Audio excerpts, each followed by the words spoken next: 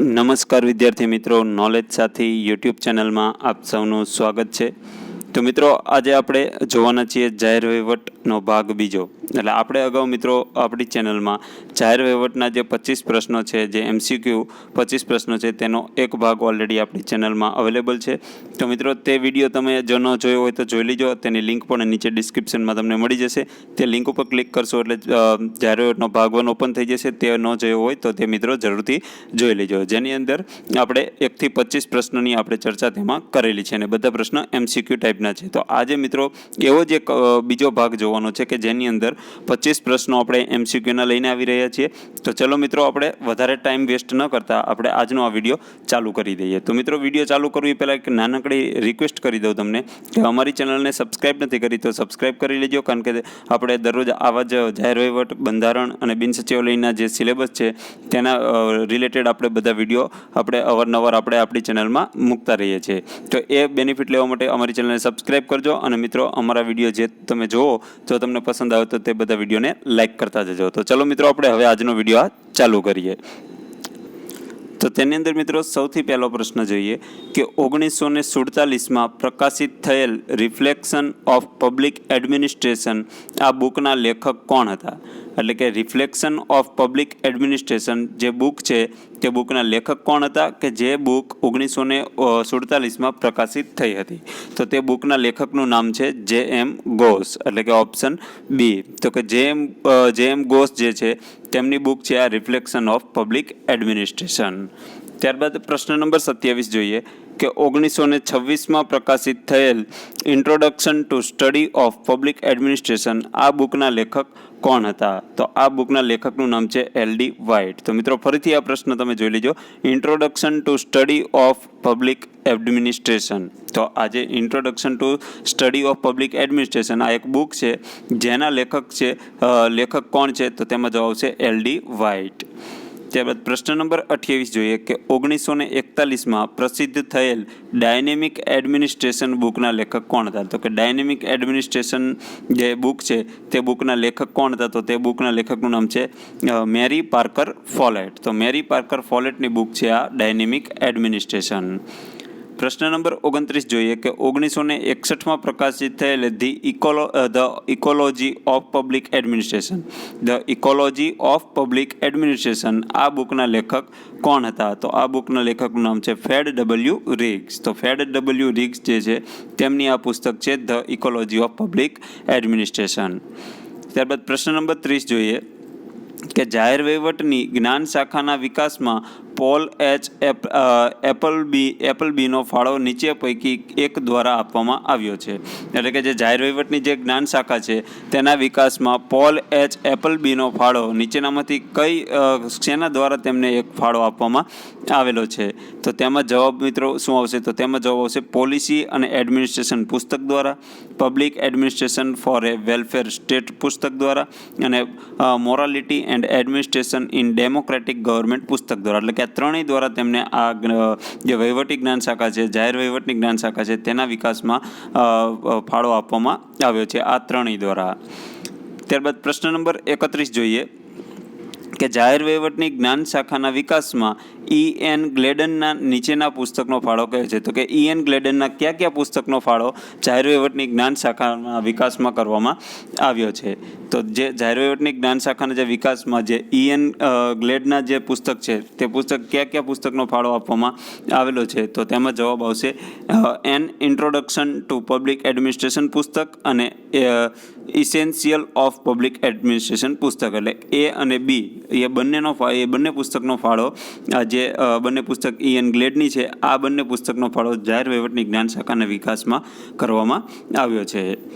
પ્રશ્ન નંબર 32 જોઈએ કે જાહેર વહીવટની જ્ઞાન શાખાના વિકાસમાં ઓર્ડરવે ટીનના નીચેના પુસ્તકનો ફાળો કયો છે? તો કે જે ઓર્ડરવે ટીડ જે છે તેમના નીચેનામાંથી કયા પુસ્તકનો ફાળો જાહેર વહીવટની જ્ઞાન શાખામાં કરવામાં આવ્યો છે? તો તેમાં જવાબ આવશે ધી આર્ટ ઓફ એડમિનિસ્ટ્રેશન પુસ્તક અને administration is purpose and performance પુસ્તક. એટલે કે A અને B આ બંને પુસ્તકનો ફાળો જાહેર વહીવટની જ્ઞાન શાખાના વિકાસમાં કરવામાં આવ્યો છે. આ બંને પુસ્તક કોના છે? તો કે ઓર્ડરવે ટીડ. પ્રશ્ન નંબર 33 જોઈએ કે જાહેર વહીવટ જ્ઞાન શાખાના વિકાસમાં હેનરી ફેયોલના નીચેના પૈકીના એક પુસ્તકનો ફાળો છે. તો તે પુસ્તક કયું છે? તો તેમાં જવાબ આવશે જનરલ પ્રિન્સિપલ્સ ઓફ એડમિનિસ્ટ્રેશન પુસ્તક, જનરલ એન્ડ ઇન્ડસ્ટ્રીયલ એડમિનિસ્ટ્રેશન પુસ્તક અને the administrative theory of state પુસ્તક. આ ત્રણેય પુસ્તકનો ફાળો જાહેર વહીવટની જ્ઞાન શાખાના વિકાસમાં કરવામાં આવ્યો છે. અને આ ત્રણેય પુસ્તકના લેખક કોણ છે? તો કે હેનરી ફેયોલ. પ્રશ્ન નંબર 34 જોઈએ કે જાહેર વહીવટના ખ્યાલના વિકાસના રાજનીતિ અને વહીવટના વિભાજનનો તબક્કો એટલે કે સમયગાળો નીચેના પૈકી કયો છે? તો તેમાં જવાબ આવશે 1887 થી 1926 સુધી. તો 1887 થી 1926 એટલે કે ઓપ્શન સી આવશે. પ્રશ્ન નંબર 35 કે જાહેર વહીવટના ખ્યાલના સિદ્ધાંતોમાં ક્રમિક વિકાસના તબક્કાનો સમયગાળો કયો છે? તો ક્રમિક વિકાસના તબક્કાનો સમયગાળો કયો છે? તો કે 1927 થી 1937. પ્રશ્ન નંબર 36 જોઈએ કે જાહેર વહીવટના ખ્યાલના ક્રમિક વિકાસનો વ્યવહારવાદી માનવ સંબંધ તબક્કાનો સમયગાળો કયો છે? તો વ્યવહારવાદી માનવ સંબંધનો જે તબક્કાનો જે સમયગાળો છે તે કયો છે? તો તેમાં જશે 1938 થી 1947. પ્રશ્ન નંબર 37 કે જાહેર વહીવટના ખ્યાલના વિકાસના ક્રમિક તબક્કામાં નવીન જાહેર વહીવટના ખ્યાલના વિકાસનો તબક્કો કયો છે? તો કે નવીન જાહેર વહીવટનો જે ખ્યાલ છે તેના વિકાસનો તબક્કો કયો છે? તો તેમાં જવાબ આવશે 1971 પછીનો તબક્કો. પ્રશ્ન નંબર 38 કે જાહેર વહીવટના વિકાસના ક્રમિક તબક્કામાં અસ્તિત્વના સંકટ એટલે કે ક્રિસિસ ઓફ આઇડેન્ટિટી આ તબક્કાનો સમયગાળો કયો છે? તો તેમાં જવાબ આવશે 1948 થી 1970 સુધીનો. પ્રશ્ન નંબર 39 કે F.A. નિગ્રો અને L.G. નિગ્રોએ તેમના પુસ્તક મોડર્ન પબ્લિક એડમિનિસ્ટ્રેશનમાં જાહેર વહીવટના મહત્વના લક્ષણો નીચેના પૈકી એક સંખ્યાના દર્શાવ્યા છે. તો કે કયા સંખ્યામાં દર્શાવ્યા છે કે જાહેર વહીવટના મહત્વના લક્ષણો? તો તેમાં જવાબ શું આવશે? તો તેમાં જવાબ આવશે 5. ત્યારબાદ પ્રશ્ન નંબર 40 જોઈએ કે નીચેના પૈકીને કયા નિષ્ણાંતોએ જાહેર વહીવટના વિકાસના પ્રથમ તબક્કાના રાજનીતિ અને વહીવટના દ્વિભાજનની તરફેણ કરી હતી? એટલે કે નીચે જે કયા એવા નિષ્ણાંતો હતા કે જેમને જાહેર વહીવટના વિકાસના પ્રથમ તબક્કાના અને રાજનીતિ અને વહીવટના દ્વિભાજનની તરફેણ કરી હતી? તો તેમાં જવાબ આવશે વુડ્રો વિલ્સન, L.D. વ્હાઇટ અને F.J. ગુડનાવ. આ ત્રણેય જે જાહેર વહીવટના જે પ્રથમ તબક્કો, રાજનીતિ અને વહીવટના દ્વિભાજનની તરફેણ કરી હતી આ ત્રણેય મહાનુભાવોએ. ત્યારબાદ પ્રશ્ન નંબર 41 જોઈએ કે જાહેર વહીવટના વિકાસનો બીજો તબક્કો એટલે કે જાહેર વહીવટના વિકાસનો બીજો તબક્કાનો સમયગાળો શું છે? કે 1927 થી 1937 સુધી જે બીજો તબક્કો છે જાહેર વહીવટના વિકાસનો.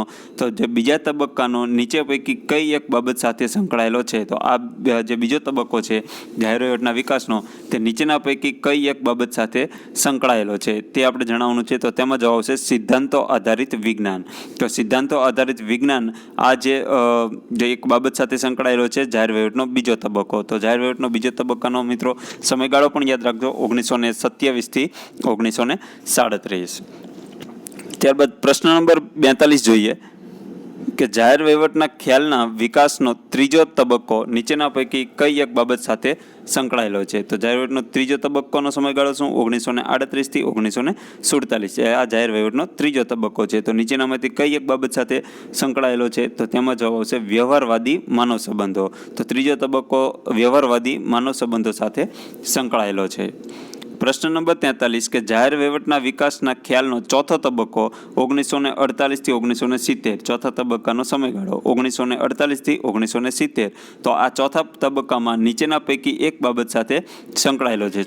ચોથો તબક્કો કઈ બાબત સાથે સંકળાયેલો છે? તો કે અસ્તિત્વનું સંકટ. તો અસ્તિત્વનું સંકટ જે છે તે જાહેર વહીવટના ચોથા તબક્કા સાથે સંકળાયેલું છે. પ્રશ્ન નંબર 44 જોઈએ કે જાહેર વહીવટના વિકાસના ખ્યાલનો પાંચમો તબક્કો જે 1971 અને તે પછીનો એટલે કે 1971 અને તે પછીનો જે સમયગાળો છે તે જાહેર વહીવટના વિકાસનો પાંચમો તબક્કો તરીકે ઓળખાય છે. તો તેને નીચેના પૈકી કયા પાસા સાથે સંકળાયેલ છે? તો તે કયા પાસા સાથે સંકળાયેલ છે? તો કે નવીન જાહેર વહીવટ. તો નવીન જાહેર વહીવટ સાથે સંકળાયેલો છે. ત્યારબાદ પ્રશ્ન નંબર 45 જોઈએ.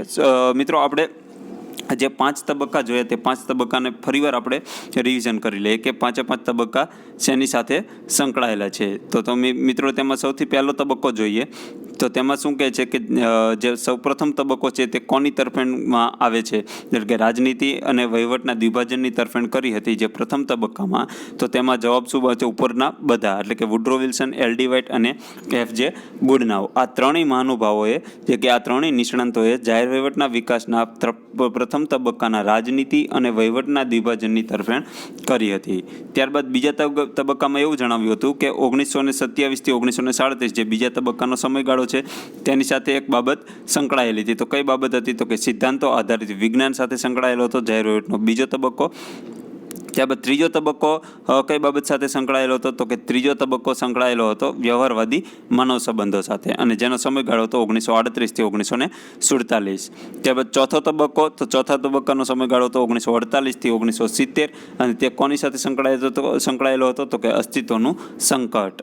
ત્યારબાદ પાંચમો તબક્કો અને છેલ્લો તબક્કો હતો જેનો સમયગાળો છે 1971, અને તે પછીનો સમયગાળો જે પાંચમા તબક્કા તરીકે ઓળખાય છે તેનો સમયગાળો છે, અને તે શેની સાથે સંકળાયેલો છે? તો કે નવીન જાહેર વહીવટ સાથે. તો મિત્રો આપણે આ 5 તબક્કા જોઈએ, તો 5 તબક્કા પણ તમે ખાસ યાદ રાખી લેજો.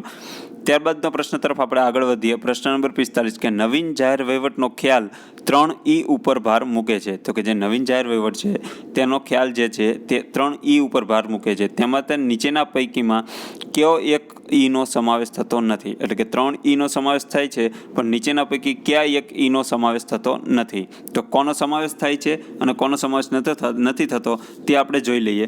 તો સમાવેશ સૌથી પહેલાં કોનો નથી થતો? તો તેમાં જવાબ બનશે ઓપ્શન બી, એટલે કે ઇમ્પેથી. જો ઇમ્પેથીનો જે ઈ છે, એટલે કે ઇમ્પેથી છે તે નવીન જાહેર વહીવટના જે ખ્યાલો છે તેમાં આ સમાવેશ થતો નથી ઇમ્પેથીનો. ત્યારબાદ જે સમાવેશ થાય છે તે જોઈ લઈએ આપણે. તો તેમાં જવાબ આવશે ઇફિશિયન્સી, તેનો સમાવેશ થાય છે, ઇકોનોમીનો સમાવેશ થાય છે, અને ઇફેક્ટિવનેસ. આ 3 નો સમાવેશ થાય છે, અને ઇમ્પેથીનો સમાવેશ આ નવીન જાહેર વહીવટના ખ્યાલમાં સમાવેશ થતો નથી. ત્યારબાદ પ્રશ્ન નંબર 46 જોઈએ કે સંચાલનની દ્રષ્ટિએ જાહેર વહીવટ અને ખાનગી વહીવટ આ બંને વચ્ચે કંઈ તફાવત નથી એવી રજૂઆત નીચેના પૈકી કયા એક વિચારકે કરી હતી? તો કે એક વિચારકે એવી રજૂઆત કરી હતી કે સંચાલકની દ્રષ્ટિએ જાહેર વહીવટ અને ખાનગી વહીવટ આ બંને વચ્ચે કોઈ જ તફાવત નથી એવી રજૂઆત કરનાર કોણ હતા? તો તેમાં જવાબ આવશે હેનરી ફેયોલ. તો હેનરી ફેયોલનું એવું કહેવું હતું કે જાહેર વહીવટ અને ખાનગી વહીવટ જે સંચાલનની દ્રષ્ટિએ, મિત્રો આપણે સંચાલનની દ્રષ્ટિએ વાત કરીએ છીએ, સંચાલનની દ્રષ્ટિએ જાહેર વહીવટ અને ખાનગી વહીવટ આ બંને વચ્ચે કોઈ જ તફાવત નથી એવી રજૂઆત હેનરી ફેયોલે કરી હતી. પ્રશ્ન નંબર 47 જોઈએ કે જાહેર વહીવટ અને ખાનગી વહીવટ આ બંને વચ્ચે સંચાલનીય દ્રષ્ટિએ મોટો તફાવત પડે છે તેવી રજૂઆત કોણે કરી હતી? તો મિત્રો હેનરી ફેયોલે એવું કીધું હતું કે હેનરી ફેયોલે સંચાલનની દ્રષ્ટિએ એવું કીધું કે જાહેર વહીવટ અને ખાનગી વહીવટ વચ્ચે કોઈ તફાવત નથી એવું હેનરી ફેયોલે કીધું હતું, પરંતુ જાહેર વહીવટ અને ખાનગી વહીવટ વચ્ચે સંચાલનની દ્રષ્ટિએ બહુ મોટો તફાવત છે. તો આવી રજૂઆત કોણે કરી હતી? એટલે કે હેનરી ફેયોલનું તદ્દન વિરુદ્ધમાં તેમની રજૂઆત કરી હતી કે જાહેર વહીવટ અને ખાનગી વહીવટ વચ્ચે સંચાલનની દ્રષ્ટિએ ઘણો મોટો તફાવત છે એવી રજૂઆત કરી હતી. તો તેમાં જવાબ આવશે પીટર ડ્રકર. તો પીટર ડ્રકરે જે હેનરી ફેયોલનું જે રજૂઆત હતી તેના એકદમ વિરુદ્ધ રજૂઆત કરી હતી કે પીટર ડ્રકરે એવી રજૂઆત કરી કે જાહેર વહીવટ અને ખાનગી વહીવટને જે સંચાલનની દ્રષ્ટિએ આપણે જોઈએ તો ઘણો મોટો તફાવત પડે છે. ત્યારબાદ પ્રશ્ન નંબર 48 જોઈએ કે જાહેર વહીવટ અને ખાનગી વહીવટ આ બંને વચ્ચે નીચેના પૈકી એક બાબતે તફાવત જોવા મળે છે. તો એક બાબતે તફાવત જોવા મળે છે, જે કઈ બાબતે તફાવત જોવા મળે છે? તો તેમાં જવાબ આવશે ઉદ્દેશ, કાયદા અને નિયમો અને ઉત્તરદાયિત્વ. તો ઉત્તરદાયિત્વ, કાયદા અને નિયમો અને ઉદ્દેશ આ ત્રણેય બાબતને આપણે જોઈએ તો તેમાં જાહેર વહીવટ અને ખાનગી વહીવટ વચ્ચે આ એક તફાવત પડે છે. તો તફાવત આ આપણને જોવા મળે છે. ત્યારબાદ પ્રશ્ન નંબર 49 જોઈએ કે ભારતમાં 1954માં પોલ એચ એપલબીની ભલામણથી નીચેના પૈકીના એક સ્થળે Indian institute of public administration એટલે કે IIPA, તેનું શોર્ટ ફોર્મ છે IIPA એટલે કે Indian institute of public administration. તો આ પબ્લિક IIPAની સ્થાપના કરવામાં આવી હતી.